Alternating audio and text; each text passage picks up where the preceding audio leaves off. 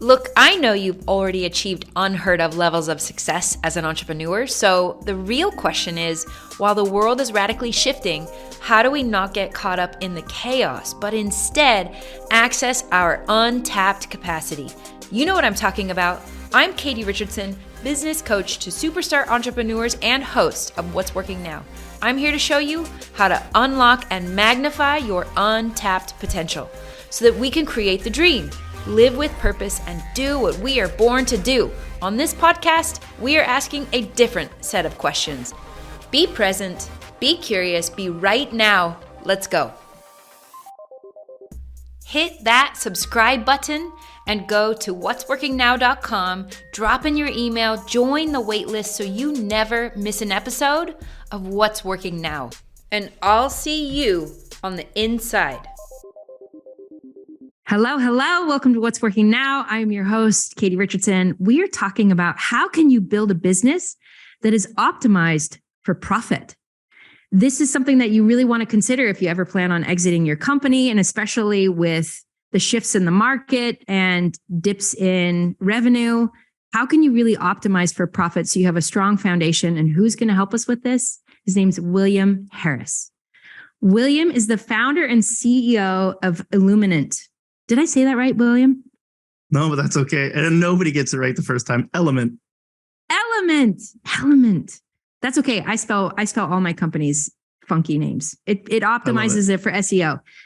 Elumynt, an e-commerce growth agency, focused on profit instead of ROAS, which is return on ad spend, if anybody doesn't know, that Adweek ranked as the 12th fastest growing agency in the world. Hello. It's kind of a big deal, William. That's so cool. Including one that sold to GoDaddy and one that fetched nearly 800 million. Hello. William's agency, Elumynt, was recently featured as an Inc. 5000 winner, as well as an Inc. Best Workplaces winner. Oh, hello. That's super cool. Thanks. William Harris has authored over 200 articles about e-commerce, advertising, and leadership on Entrepreneur, Fast Company, Shopify, TNW, Social Media Today, and many other places. When he's not busy hyperscaling business, he enjoys spending as much time as he can with his wife and daughters, playing guitar, swimming in the Minnesota lakes. You're going to have to tell me that, and learning more about God. William, welcome to the show. Thanks, Katie. Really excited to be here. Yeah, super excited. You know, before we started recording, you've got this wealth of interest and experience in a lot of different areas. And I think it's interesting as I interview people, the more that people are expanded in their knowledge, the better they are at their area of expertise, right? Because we're able to pull from all of these different experiences that we have. And so I really feel like there's this unique perspective that William has. And I want to kind of discover that alongside you. So tell us the story of an experience that has really formed and shaped how you view the world today. Yeah, I mean, from a business perspective, I think one of the things that I remember when we were looking at setting up the agency in the first place was just you would hear a lot of people say, well, they don't understand my business. Like that's what people would say about agencies. Yeah. Well, they don't understand my business. And for a long time, I always thought that they meant they don't understand my niche or something along those lines, right? And then I started realizing, because I never actually worked at an agency. So I have to clarify that, right? I was always in-house before launching the agency. And so I didn't understand like where this issue was. I started realizing, though, very early on that what they meant was they don't understand business, not just my business. They don't understand what a P&L is. You know, your typical agency isn't looking at the profit and loss. They're not looking at whether or not this is profitable to the business. And so realizing that early on, that was one of the things that I think was a really big pivotal moment for us in the agency to be able to say, how do we make sure that we're operating their marketing and growth for these companies in a way that actually is driving the result that the company wants, which is not just necessarily top line revenue. It is actually looking at the bottom line and saying, how do we impact that? So I didn't understand that distinction. You are a marketing agency that is looking at ROAS, EBITDA, P&L as a marketing agency. Yes. So when we're coming in with the businesses that we're working with, we're saying, okay, great. And about 40% of the customers that we work with share their actual P&L with us. And we're looking at that saying, how do we improve that? And so there's a lot of different ways you could do this. And so there's two quick ways, but one could be at the aggregate level where you say, all right, let's say that you're making, $10 off of each widget, and you're selling 100 of those widgets. Well, if you could sell 1,000 of them at $9 profit, that's more aggregate profit, even though it's less unit profit, right? And so that's one way that we can help them to understand that. But the other way is, how do we make sure that, let's say you have 100 different products or 1,000 or 10,000 products. Well, how do we make sure that, if some of those products you're generating $5 profit on, and other of those products you're generating $50 profit on, but your customer acquisition cost is $10. So you might be optimizing for some of the wrong things for people to buy. Well, how do we make sure that we're optimizing for the right things to make sure that we're selling those things that are the higher profit products? So there's a number of ways that we get into the details of how we do that, but that's the kind of core focus. How do we optimize their business towards more profit? And they might make less revenue even by doing that option, which happens sometimes, rarely, but you can make less revenue, but a more bottom line, which is an interesting phenomenon.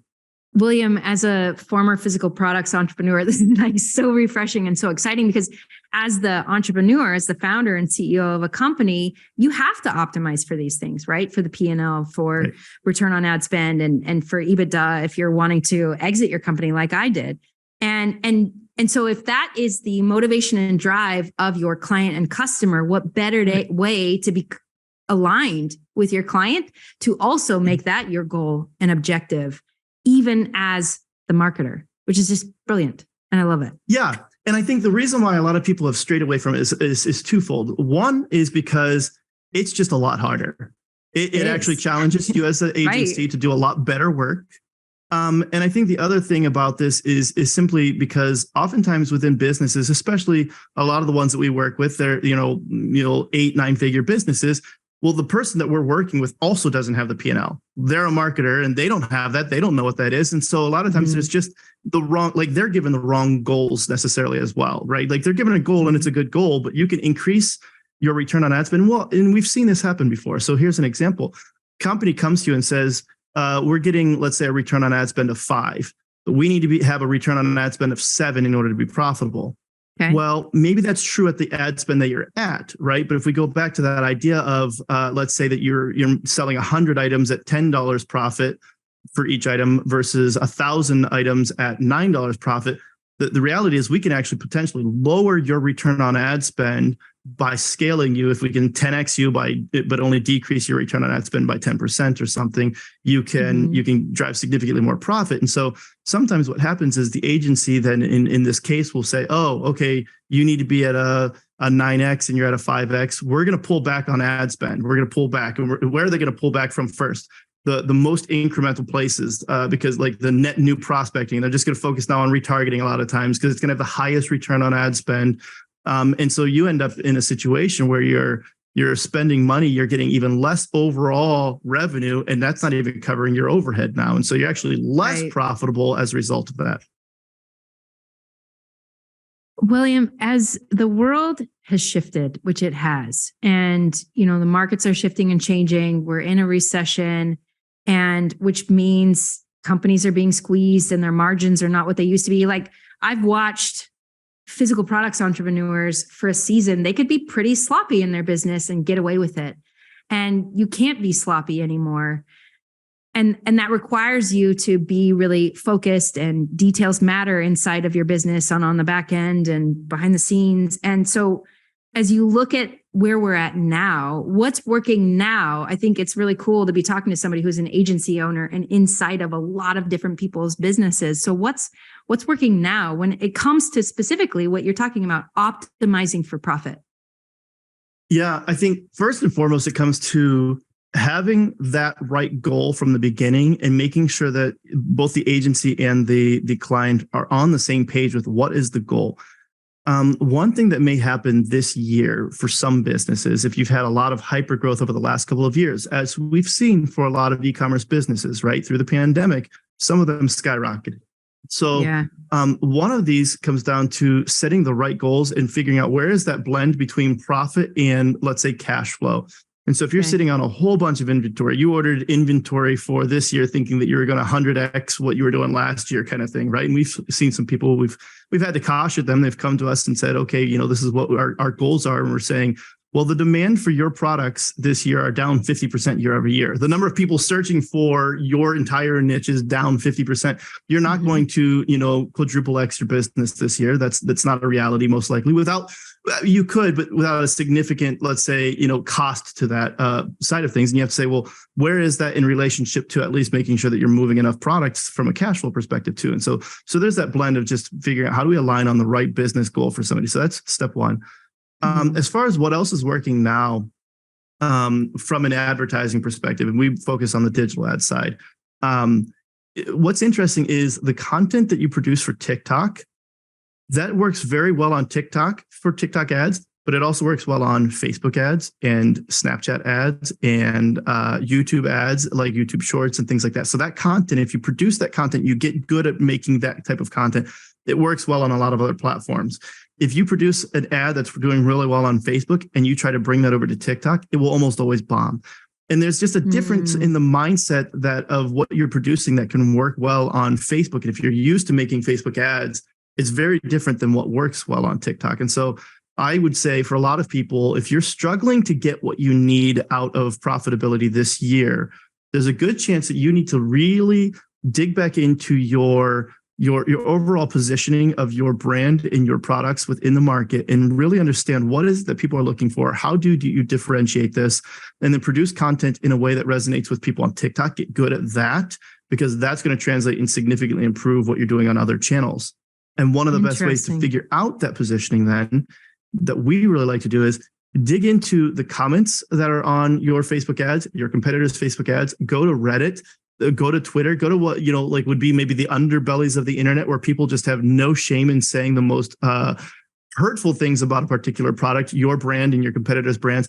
What are the things that they're saying that they like about you? What are the things they're saying that they dislike about your competitors? And how do you angle into that? And so if they're talking about, it's a coat and the zipper always breaks on your competitor, maybe you're going to go really into that. It's like zippers that don't break, right? And it's like, that's dumb, but you get the idea. But it's like, okay, really lean into what people hate about what's going on with these competitor products as well. Okay. That's interesting. So it sounds like of all of the social platforms, if you focus on TikTok and then repurpose on all of the platforms, that works. But trying to create the content on Facebook, for example, and then repurpose it into TikTok. I mean, do we even have to be on TikTok? Yeah, I would say that it's an important place to be. Now that's interesting because there's the TikTok ban that's going around, right? Like the potential for TikTok being banned. And so it's always frustrating anytime you can build up an ecosystem and followers, and that could be a big source of where your revenue is coming from. I would say the biggest thing to learn from all of this is that you can still, in the meantime, learn how to make the right content. And if you do crack the code of the algorithm there, it's only going to serve you better on all of the other platforms. Okay. So it's still worthwhile doing that. The other thing, though, to that effect is always making sure that you're trying to figure out, well, how can you diversify a little bit? Not a lot of it. And the reason why I say not a lot of it is, especially for a lot of entrepreneurs, we can get shiny object syndrome where we're just all over the board and we're not focusing on anything in particular. And then we're not good at any of those. And so find your main channel where you're the best at. But then have at least one or two other channels that you're at least testing into a little bit. Doesn't mean you have to scale them unless there's something there, but figure out something else. That way you've got at least a channel that you can jump into if something happens. Because we've seen this happen with Facebook and Instagram. Instagram was down, I remember, the one year for Black Friday, Cyber Monday a little bit. It would have been, maybe it was 2020, maybe it was 2019. I'm trying to remember what year it was, but it was literally Instagram was down on Thanksgiving Day. And, in our world, in the e-commerce world, everybody's freaking out. They're like, Instagram is down, like completely down right now. And we've got all these Black Friday ads that are going out. And so, if that was your only channel, you're in a world of hurt. So figuring out a little bit of diversification. Yeah. Okay. So the two things that you're saying is making sure we have the right goal, and a goal that both aligns with the agency and the client, has us moving in the same direction, and then optimizing for TikTok and then repurposing across all of the platforms. When you say having the right goal, I'm guessing like right is kind of undefined. So I'm guessing that you personally have kind of some parameters for how to identify that goal? What, like if it was a trifecta of things, what are kind of the key elements of that right goal? Yeah. Okay. So let's start with what is the goal of the business in general, right? And so there's a couple of parts to this. One would be, is your goal to sell the business? If your goal is to sell the business, then you probably need to optimize a lot more towards EBITDA, because for the most part, your selling price is going to be a multiple of whatever that EBITDA was. So that needs to be a big focus of yours. If you're not necessarily looking to sell, if you're just looking to operate it and you're looking at, all the ways that you're using it as tax write-offs or whatever else, there might be a different financial goal for you than what you're looking at there, right? Or if you're looking to raise a Series B, right? You've already raised a Series A. Maybe the Series B is less focused on EBITDA for you and it's more focused on showing that you've got user growth. And so it's like, what is that business's goal, like holistically right then and there, like the end goal, and where do you want to be? That's the first start of this. The second start of this, I would say, of that goal setting should be along the lines of, what is a realistic path for you to reach something that is pushing you towards those goals right now, today, in the current economy and environment that we're in? And so if this was, 2020 and we've got to shut down here from, a lot of local businesses, we had one of our businesses sells to salons. And so for them, they looked at this and they said, well, we're going to shut down ads right now because none of our customers who run these salons can buy our products because they're all shut down. And so it's pointless for us to advertise, right? And so that's a good call for them from a goal perspective. And so their goal now is not, hey, we're going to grow the business as much as we're going to maximize profitability. And so the ones who still can buy from us, we're going to have them buy from us, but we're going to make sure that we're getting the most profit out of each one of those purchases, so that way we're not, decreasing that from like a CAC standpoint. And so that would be maybe the next part of this is what is the realistic goal that you can achieve during the particular climate or whatever that you're in? How do you position yourself then as a business to be ready for when things open back up? Love this. As I think about e-commerce, we talked about this a little bit, like cash flow comes into play big time when it comes to e-commerce. Like you can have $1 million sitting on your warehouse floor in inventory and you don't have access to that cash until it moves. And so the turn of your inventory is really important. And with that, banking and loans and, there's a lot that's happening right now around the world with banking. And what are some things that, maybe they're in physical products, maybe they're not. I think cash flow is important in any business, especially in physical products. But what are some things that people can do to protect themselves and their business from things that are happening inside of our banking system? Yeah, I mean, and to your point, I think one is figuring out where is that optimal cash flow, and you might have to sacrifice a little bit of the profitability in order to just move product. And that's one thing that's been an interesting thing for people to recognize, that some of those loans you had, they might be drying up, or they might be changing, or maybe it was a line of credit based on like some type of a variable interest rate. And so it's costing you a lot more. And so you might not be misunderstanding the amount of the cost of that loan to you, outside of just moving the product and having the cash flow to be able to buy whatever else it is that you need. And so I think a big part of what we are looking at with a lot of our customers is helping them to at least navigate what is the best thing that we can help you optimize towards. If it's maximum profitability, EBITDA right now, great. If it's some element of lower profitability, but moving cash, that's a little bit better. So the banking system right now is interesting. And I would say, I am not necessarily an economist by schooling, but to a point we are by trade, because a lot of our businesses they're national and international brands. And so this is a big part of what we do in helping them to navigate what is even realistic goals for them from an acquisition standpoint. And so a big part of what we're seeing there, and my personal hunch on this, is that I still think that we're in perilous waters. And there's a very good reality that Q3 could be a bloodbath. There's a chance that it isn't as well, right?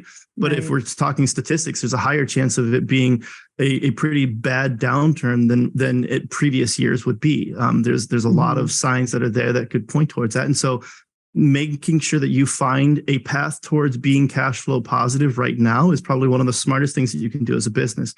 The hard part about this is that might also mean, yes, adjusting some of your profitability goals, but it also might mean like adjusting some of the other things that you're doing within your business. For some people, that might mean even finding, a lower cost warehouse or 3PL, or finding some other ways that you can, save some money on a monthly basis within the business as well, and just putting yourself in the best position that you can for that.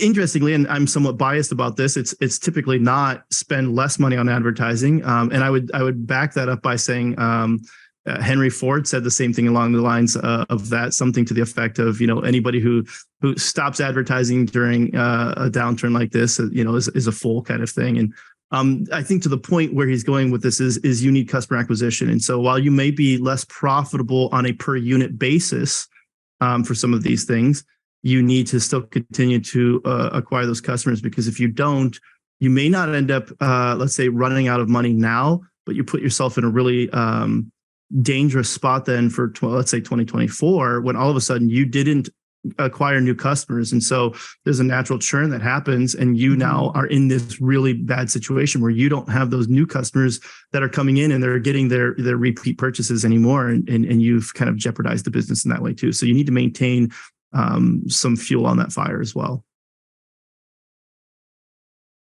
As I think about this conversation around the banking system and cash flow and physical products, how does something like crypto even play into this? Like, are there ways for physical products companies and any company to leverage the technology inside of blockchain that could maybe help them in this moment? Because the interesting thing is crypto's down right now too. So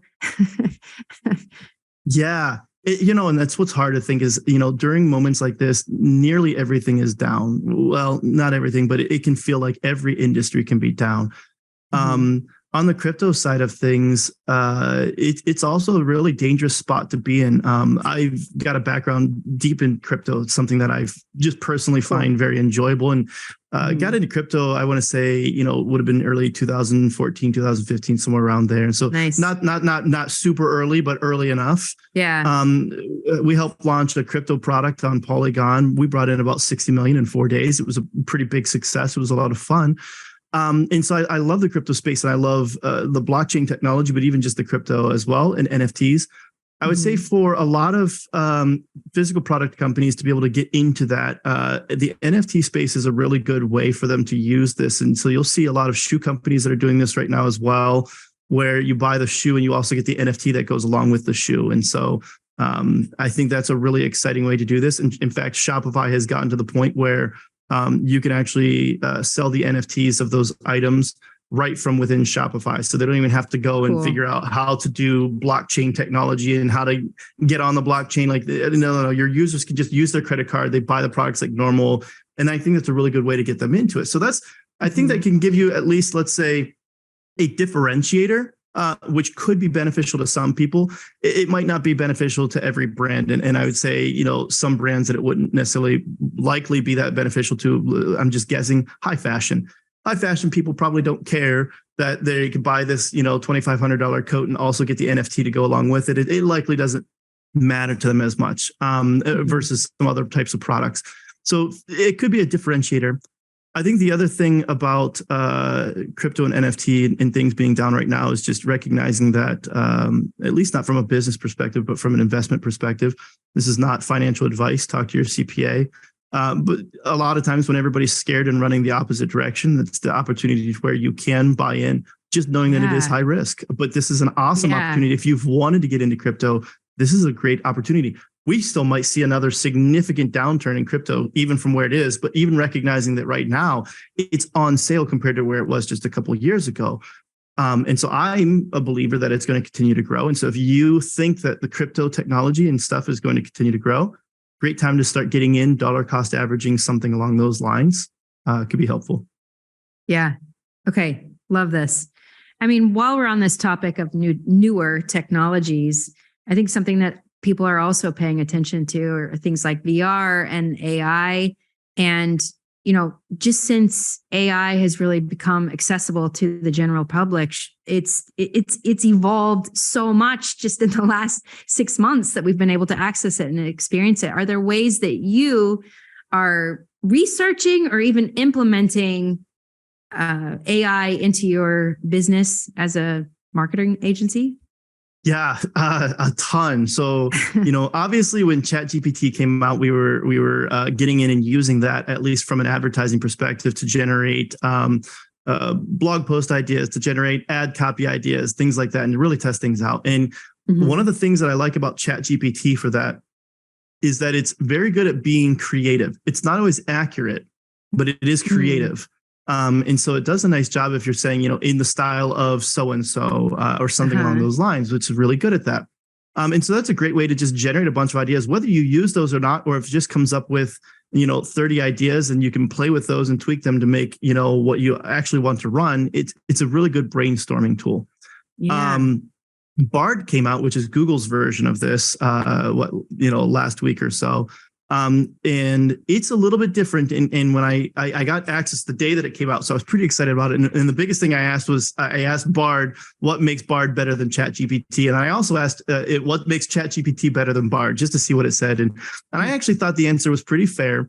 Google's Bard basically kind of says that while ChatGPT is very creative, Bard is more accurate. And I actually would say that in my testing, I found that to be true, that I feel like it's utilizing a lot more of the real data that exists to be able to say, here's an accurate answer.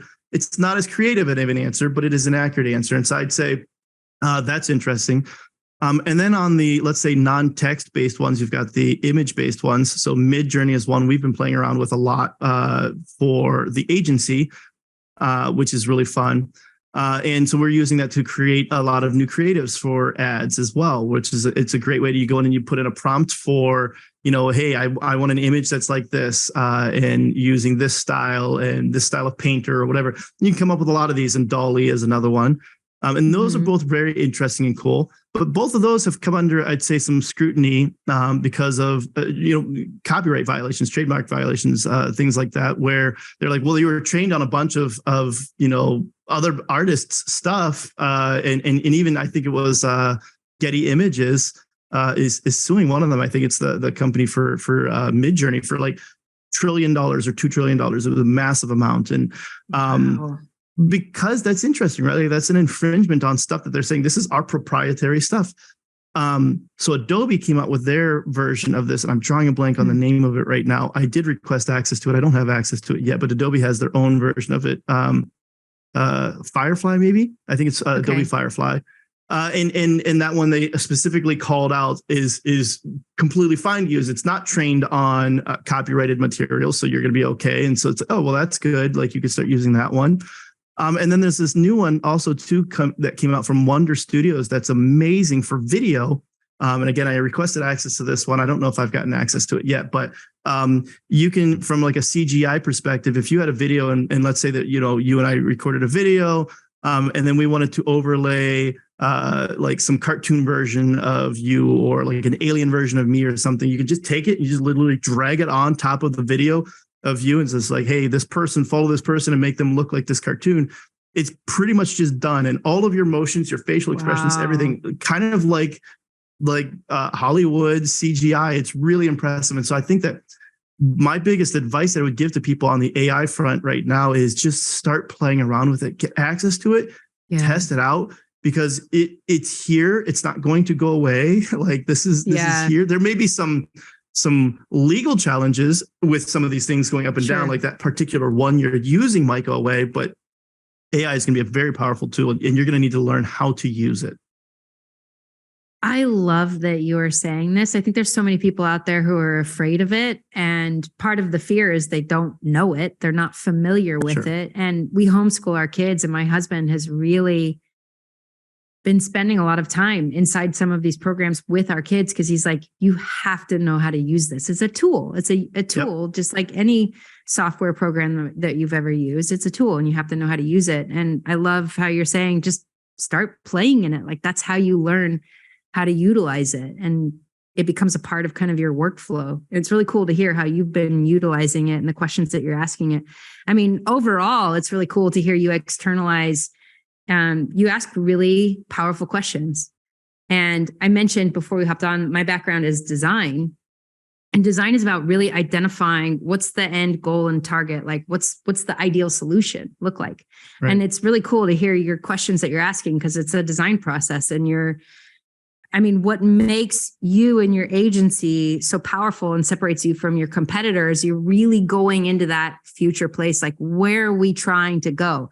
And what's the optimal end space that we're going to? And then you're reverse engineering through all of your questions. Like, okay, how do we get from where we are to where it is that we want to go? And it's, I think so often we can be, without realizing it, entrepreneurs can be kind of short-sighted and like they're looking at the immediate problem in front of them and trying to solve that problem, when really it's like, open your perspective a little bit more. And if you just look a little bit further down the road, you can be solving that problem, but doing it in a way that it sets you up for an exit. And I really haven't talked about my own personal exit here.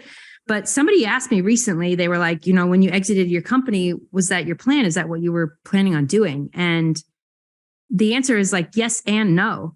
We always knew we wanted to exit it someday. That's why we trademarked things. That's why we patented things. But when that opportunity showed up, I wasn't actually planning on it right then, but I was ready for it.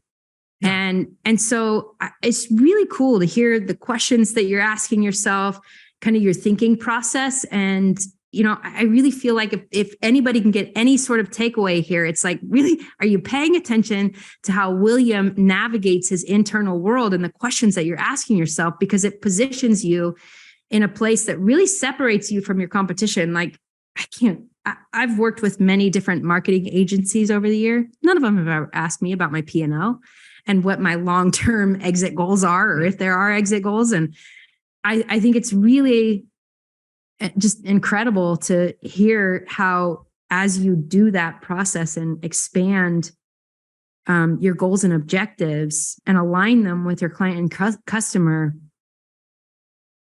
it does so many things. I'm looking at my notes. Like, when you apply that to what's going on in the banking system right now and the business's cash flow, when you look at VR and AI and how those things are shifting and changing, if you can just look into the future a little bit more and position yourself right now. And what's cool is sometimes people are afraid to look into that future point because it introduces fear and anxiety and anxiousness. And I don't get any of that from you, which is interesting. No. Like, there's no fear around what's going on with the banking system. There's no fear around what's going on with crypto and AI. And there's like this almost this play spirit with you. I love that you picked up on that. That's exactly how I feel. Really it's cool. Like, it is scary, right? Like, let's be like, reality is it is a little bit scary that the things that are going on, and you have to make sure that you're positioning yourself and your team, and like there's a lot of responsibility and stuff. And there are some really frustrating things that are happening out there. A lot of people are being laid off if you look out there, right? And it's like there are some very sad things that happen as a result of this. But if you can pull yourself away from that, let's say as a visionary, as a leader of an organization, and trying to say, okay, that's today. You might miss that bucket today, right? And it's like, basketball was my sport. And it's like, okay, sure. The ball got stolen from you. What are you going to do about it? Get back on defense, right? Get back there, make sure that you stop them from making a bucket. And so when I look at it, I just look at this as opportunity and saying, how do you make the right moves right now? Because this is not a once in a lifetime opportunity, but it's up there in terms of like, it's rare that we start to see things this shaken up. The last time we had something that was this massive, like we're talking like, that's the internet, right? Like we're seeing a lot of like things that are absolutely at the brink of massive change within our ecosystem. And how do you get in at the beginning of some of these things and use that? So it is playfulness. It is excitement. It is out of like, where are you going? And I like the way that you worded it with like, where, entrepreneurs sometimes can get very much in the day-to-day. But I think there is a strength where entrepreneurs, as a general rule, we do like to look at the future, but then we're either future-based, we're 30 years from now, or we're 3 minutes from now, and we have very little middle vision, if you would. And that's where we need sometimes somebody to come back and just ask us those questions. And we say, okay, let's reverse architect it. Because to your point, I love that you said this was like design, because I think that it's like success is designed. It is, you look at this and you say, here's where I want to go. And if you don't do that, then you're going to end up wherever it ends up taking you. And that like might not be where you wanted it to be, but that's true for personal life as well. It's like, well, where do you want to be with your health? Okay, if that's your goal, what are the things you need to do to get there? Because a lot of times we can pinpoint what a lot of those steps are, and we can actually just start making progress towards those. Well, and I love that you just brought that up. because you're taking the principles that we're finding to be true inside of business and we're bringing that to your personal life. And I am really curious about some of these things that you mentioned in your bio, playing the guitar, spending time with your wife and your daughter, and even like learning more about God. How have the experiences inside of your business, how have they helped you greater understand your relationship with God? I'm really curious about that. Sometimes I'd say the biggest way is because of need. There's the idea that it's like, well, maybe if you're not doing anything that's that challenging, it's very easy to feel like there's no need for a higher truth or a being that is in control and has power to be able to change and that cares about you. Like there's no need for it if you're just already just doing what you think you need and you're doing just fine. But when you get into those really hard spots in your business and you're like, this is, I feel like giving up or whatever. And we all go through those moments and, the stress feels like it's too much or whatever it might be. I think those are those moments where you get down physically on your knees and you pray. And for me, it's to God, and to others, it might be something else. But for me, it's that idea. It's like, I need help here. I'm struggling with this or this, and I'm frustrated. I'm scared or whatever that might be. And it's like, I need you to show up please in my life. And I think that sometimes it's still just that need to acknowledge that I don't have all the answers. And the way I like science. And so the way I like to look at it is, if we're on like a 2-dimensional timeline, it's like, well, I'm walking along on my timeline here, and maybe there's this gigantic boulder in front of me, and I can't see what's on the other side of that boulder. But let's say this boulder is maybe my biggest client leaving or something, right? And I'm looking at this, I'm saying, if I don't do this thing, this client's going to leave. And I might be absolutely true about that. And I think it's just a bad thing. But maybe that boulder leaves and the client leaves, and this is a horrible thing. And I don't know what's on the other side of that boulder. And God, who's outside of my timeline, might say, I actually need that client to leave because I want this to happen instead. And this is going to be way better for you. You just don't know it yet. Right. And so recognizing that there's things that are way outside of my even understanding that are taking place, I think is a good way to where businesses helped me understand and pull towards God. Wow. William, thank you for sharing that. I really appreciate that. And as entrepreneurs, CEOs, we live a really complex life. And there are many variables in our life that are pulling us in many different directions. And, I can tell you're very skilled at what you do. And I would think there's a lot of passion to be very actively involved in your business and actively involved with your clients and customers. And as we do that, sometimes it pulls us away from our spouse and our kids, or maybe we're even home at dinner and we're physically present with them, but we've got so much going on our mind that we're not able to be emotionally present with them. So what are some things that have helped you to navigate the complexity of your world and truly live your values? Yeah, that's a good one.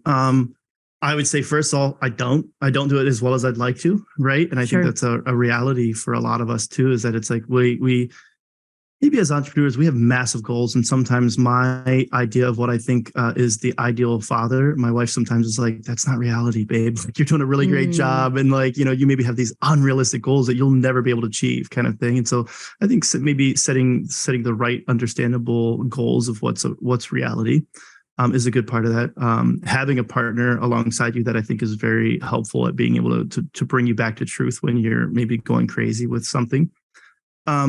I think part of this comes down to trying to set, if you're familiar with the term of rocks within EOS, so Traction EOS talks about rocks. And there's the vase, right? And you've got this vase, and it's like you can put the rocks in, but if you put the sand and then the pebbles and the rocks, there's not enough space. But if you put the rocks and then the pebbles and the sand, they fill in the spaces, and it's the same amount of material, but now it all of a sudden fits. And so it's like, what are those rocks in your life? And so if it's a date night with your wife, or if it's some one-on-one time with your daughters, or whatever this might be, trying to find ways to where you can set these things and say, these are rocks. And for the most part, I don't want them to be able to be moved. And sometimes those still move. And that's hard, right? Because there's just like this absolute calamity, like, a bank collapses and you're like, I really have to dig into this right now. Like, there's something massive going on. And so recognizing that, but I think those are some of the biggest keys that I've found to be personally helpful. And then the other one is just being, finding what those ways are that you can be mindful. I've found for myself that it's very easy for me to be in fight or flight in a constant fight or flight state, right? Because you're constantly, like, as a CEO, I heard Elon Musk say this on a video recently, the one time, every single problem eventually in some way like bubbles up to you, but like at least the biggest problems, like a lot of them get solved, but it's like, as the CEO, like it is almost your job for all of the biggest, most complex, most frustrating problems to eventually find their way to you to solve. And so every day there's something that you're solving, and you're constantly in this, okay, this, and you drive. And I think that it's sometimes good to recognize that there is an entirely different side of your nervous system, right? You've got your sympathetic, which is your fight or flight. You've got your parasympathetic, which is your rest and digest. And it's like trying to purposely find ways to bring yourself into that parasympathetic and train that as well. And so that's, at least for me, one of the things that I'm trying to actively do now. And that does come down to, say, breathing, praying, meditating, yoga, stretching, like getting to the point where you can just say, like, how do I just train that side of my nervous system as well? Yeah. And it always seems so paradoxical to what the anxious mind is feeling. It's like, I don't have time to pray. Are you kidding me?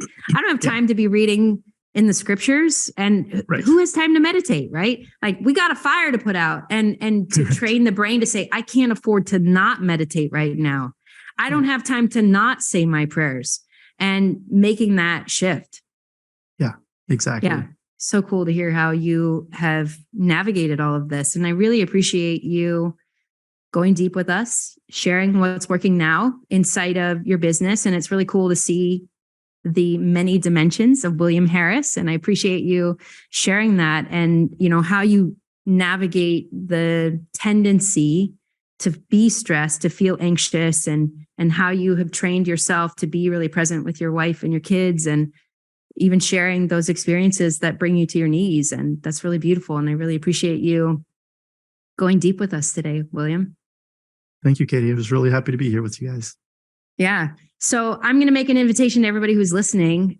This was an awesome conversation that Katie and William just had, but what does it have relevance to you? Like, as you're hearing William share his experience, and, you know, I noticed you brought this up so many times, like, you kept saying, do I have the right goal? Whether that's with your client and customer, whether that's you and your family.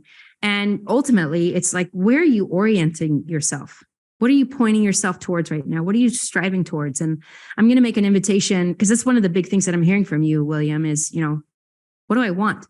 And is that being reflected in what I'm orienting myself towards? And so that's an invitation I'm going to make to you, our listeners, is, what do you want right now? And are you orienting yourself towards that? Do you have the right goals that align with your values? That's what I'm really hearing with you, William. And, you know, take a moment to be real, raw, and honest with yourself, and say, am I moving in the, quote, right direction?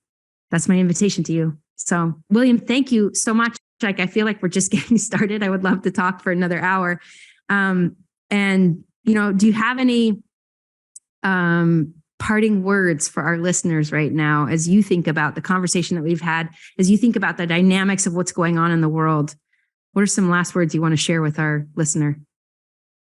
Man, I feel like you nailed it very well with the way it was like, what do you want, and set the right goals. But if I was going to add on to that, I guess it would just be kind to yourself, and remind yourself that it's like, this is a process as well. And so you're going to have ups and downs and all arounds. And you know, it's very easy to get frustrated about that, but just be kind to yourself as well, and remind yourself that that's part of the process, and that, you know, different points along the way you're going to fail. And those are not failing points as much as they are learning points. So love it.